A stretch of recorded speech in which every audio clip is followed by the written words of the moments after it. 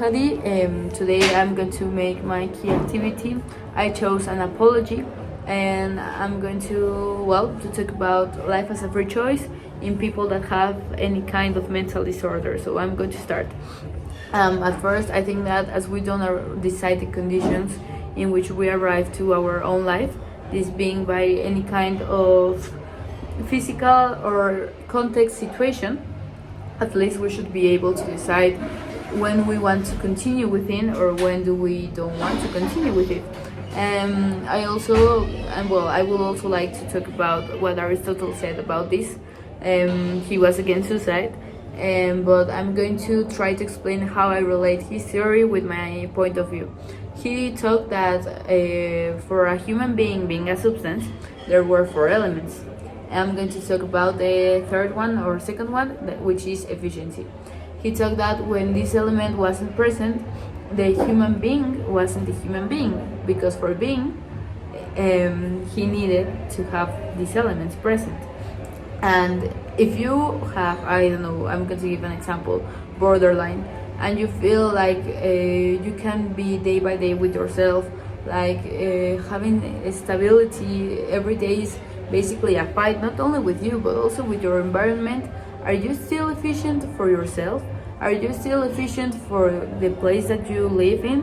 I think that, in this part is when enters the contradiction between at what point you continue being and at what point you are not.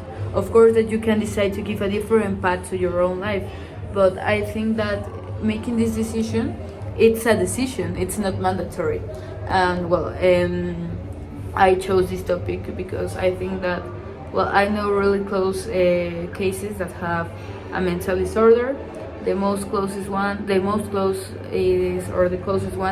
is my mother. She has borderline personality disorder, and since I was really young, since I was a child, I have seen how difficult it has been for her to develop relationships with others, to not having these arranques, this emotional instability where she feels bipolar, where she feels that sometimes she doesn't have the control of herself, and it's not only a fight for herself, it's also a fight for the way that she relates with other people. So I think that not in the specific case of my mom, because the grade that she has of this disorder, it's not as harm or it's not as developed as it is for other persons. However, I think that if you don't feel comfortable with your own life, with your own existence, and de por sí encontrarle un sentido a la vida es complicado, and you have this limitation that it's basically el pie que te impide avanzar, I don't think that it should be seen as wrong if you don't want to continue your own life, because I think that dying with dignity is also deciding to not continue living. And the philosophers that I'm going to also use for explaining my theory, or not my theory but my statement, are two: Kant and Nietzsche. Nietzsche was very pessimist, I know, but he said that as life was meaningless and the only person which was in charge of giving a meaning to it was uno mismo, oneself, as you were the only charge of doing this task. He established that life was suffering, and that the meaning of life was the one that you decided to give it to it. And I basically think that if you don't find any kind of meaning and you don't want to continue within, even Nietzsche never talked about suicide directly. He talked about life being suffering. So if life is suffering, and more for a person who can't find sense in any type of path or in any kind of way, would that be seen as wrong? And I chose two quotes. I'm going to talk about them in Spanish. Una era vivir con orgullo también es decidir cuándo morir con el mismo. And I think that this is completely true, because this is a really difficult decision. This is not something that you one day wake up and think like, oh, I want to commit this, or I don't want to continue living. I think that taking this decision is an accumulation of things, and if you don't feel capable to being mentally stable, which is your mind is the base of all the things in your life, and if you don't have that base and you don't want to continue with it and you feel trapped inside that suffering, as Nietzsche said, death could be the path for you, and I don't think that that is wrong. And well, by the other hand, there is Kant.